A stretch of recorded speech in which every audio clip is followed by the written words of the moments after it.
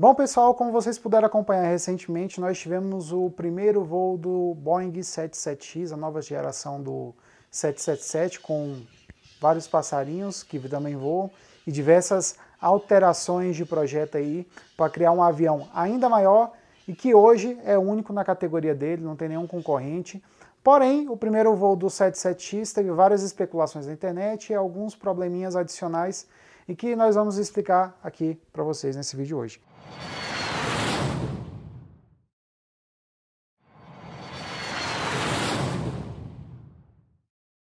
A primeira pergunta que eu selecionei algumas dos nossos leitores, Pedro, por que o primeiro voo do 77X atrasou? Pessoal, basicamente, vocês têm que entender que um avião, quando ele está certificado, ele tem os seus parâmetros de voo bem definidos, né? Diferente de um avião que nunca voou na vida. Vocês têm que ter noção que o 77X, mesmo com toda a tecnologia, com o sistema de CFD, que você botar uma imagem vocês vão saber, é ensaio aerodinâmico, por computador, mesmo assim você não consegue saber como que o avião vai se comportar naquele primeiro voo, porque tem várias variáveis e coisas que podem acontecer externos ao avião, né, no caso. Então, por que o primeiro voo atrasou? Bem, a Boeing marcou o primeiro voo do avião para quinta-feira, mas quinta-feira o clima em Seattle, que é onde fica os arredores de Everett, né, onde fica a sede da Boeing ali, de fabricações de aeronaves de grande porte, né, 747, 787, 767 e 777, onde que a Boeing fabrica, fica em Everett. O tempo lá estava bem complicado, em Seattle, que é onde o avião pousaria depois, também estava bastante complicado, com muitos ventos de cauda, ventos fortes, não estou falando de ventos fracos, ventos que atingiam 32 nós de velocidade facilmente, e por determinação da FAA, não é por a Boeing não querer também, o avião ele tem várias limitações em termos de velocidade máxima de vento de cauda, de vento de través, que ele pode decolar no seu primeiro voo, porque a fabricante não sabe como é que o avião se comporta. Então, vamos supor o seguinte, vamos decolar o avião com esse vento todo aí. Se acontecer dos pilotos fazerem alguma coisa errada, causar um acidente com esse avião, né, a Boeing mancharia a imagem dela para sempre. Então, é aquela questão, né, melhor a gente ir com cuidado do que quebrar a cabeça lá na frente. Atrasou por causa do vento no primeiro voo, na quinta, atrasou também na sexta por esse motivo, e a Boeing só foi conseguir fazer esse primeiro voo no sábado, quando o vento de través estava mais ou menos ali a 8 nós, e não oferecia mais nenhum risco aerodinâmico para o avião. Isso quer dizer que o avião é ruim? Nunca. Isso só quer dizer que eles tiveram cuidado, principalmente porque além do vento de través, tinha um baita wind shear que estava naquela região. O wind shear, vou botar uma animação aí no vídeo, o editor vai colocar para vocês. É um vento que vem de cima até embaixo, que empurra o avião, e vários acidentes aéreos já ocorreram por causa disso. Vamos lá, segunda questão do nosso público que mandaram aqui. Por que o avião decola e fica com o trem baixado? Pegando um pouco também da pergunta anterior, né, que eles ainda não conhecem o avião, eles não conhecem como que o sistema do avião vai se comportar nesse primeiro voo. Você tem que ter noção que o 77X ele é muito complexo. Ele já tem aquele sistema escamoteável das pontas da asa, né, que ela dobra em solo e ela trava e se mantém aberta em voo. Então aquilo já é bastante complicado, eles tiveram que decolar logicamente com o procedimento correto de deixar a ponta da asa aberta em voo, né, a asa totalmente com a sua envergadura total de 71 metros. E por que eles não recolhem o trem? Isso é um procedimento normal, ó, temos aqui o primeiro voo do 737 MAX, que o trem de pouso ficou um bom tempo embaixo. Temos também o primeiro voo do 787 também, ó, o trem ficou muito tempo embaixo. Vamos colocar outros aviões mais confiáveis, ó, o A350 aí, muito tempo com o trem de pouso embaixo. Isso porque, em caso de alguma emergência, primeiramente o avião consegue descer mais rápido e pousar em qualquer lugar.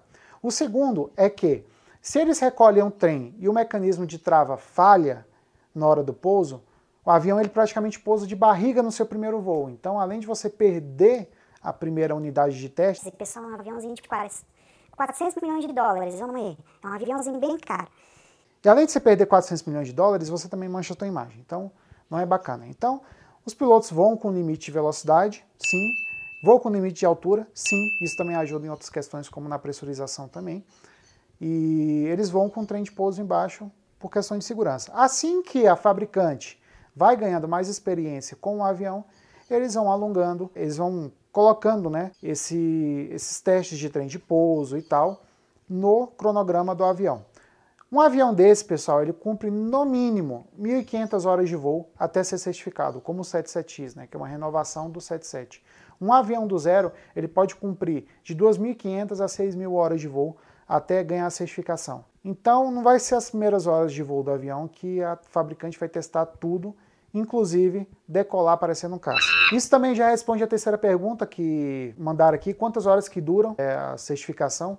Em média aí, pessoal, para um avião renovado, que não é um projeto totalmente novo, como o 77X, dura mais ou menos 1.000 a 1.500 horas. Um projeto totalmente novo, como o 787, pode durar até 2.500 horas de testes em voo, fora os testes em solo, tanto os estáticos como os taxiando o avião na pista, entendeu? Então, se for contabilizar todos os testes que uma fabricante faz com o avião, é mais ou menos umas 60.000, 50.000 horas de teste. Isso foi o que a Embraer precisou para construir o novo E2, né, a nova linha dos E-Jets. Quarta pergunta aqui da nossa lista, quando que será a primeira entrega do 77X? A primeira entrega provavelmente será feita em 2021 e até o momento está indefinido se a Emirates ou se a Lufthansa recebem esses aviões simultaneamente ou cada um recebe separado, ou se a Emirates vai receber primeiro ou se a Lufthansa vai receber primeiro.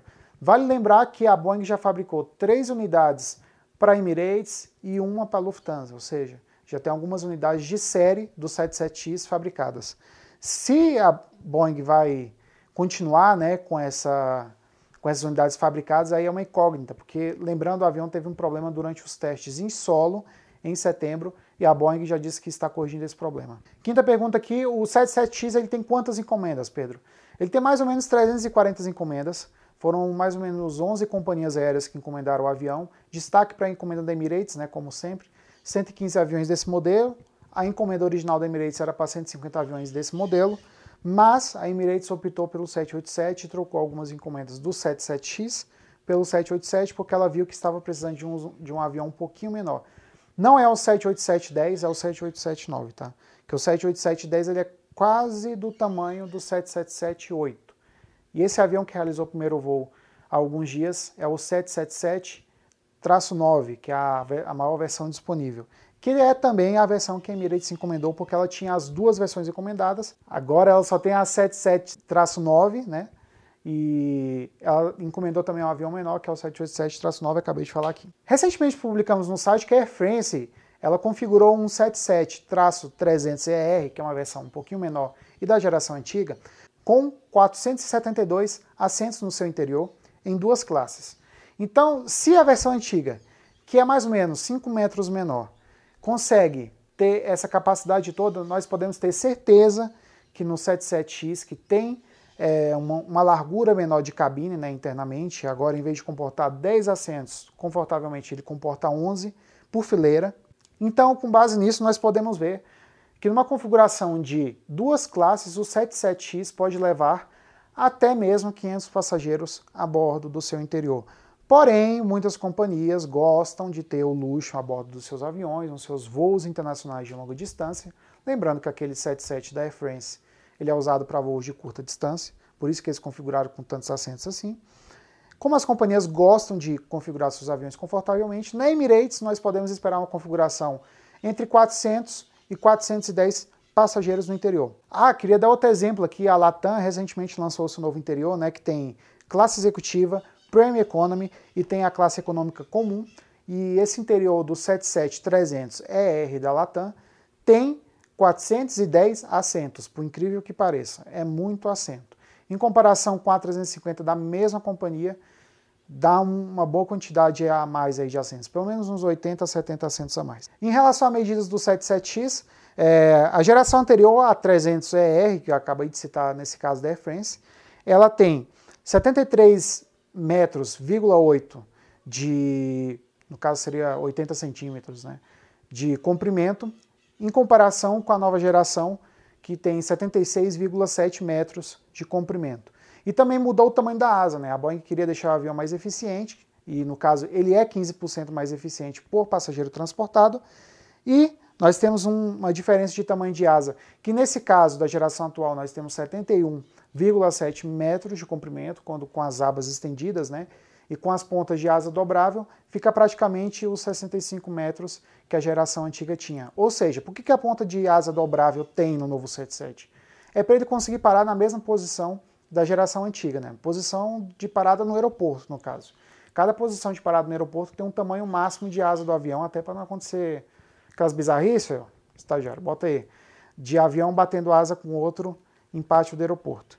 Então, cada avião tem sua posição. Então, aviões maiores, como o A380 e o 7478, eles têm uma envergadura maior que 65 metros, então eles já entram em outra categoria e exigem uma posição especial de parada em diversos aeroportos. Como nós conhecemos, o A380 não tem muita infraestrutura que suporte ele em diversos lugares. Por exemplo, aqui no Brasil, os únicos 2 aeroportos que têm infraestrutura total para receber o 80 é o aeroporto do Galeão e o aeroporto de Guarulhos, em São Paulo. E o Galeão fica no Rio de Janeiro, tá? Bom, pessoal, respondi as dúvidas. Enquanto isso, vocês assistiram aí alguns trechos do primeiro voo do 77X. E muito obrigado por assistir esse vídeo. Se inscreva no canal e até mais.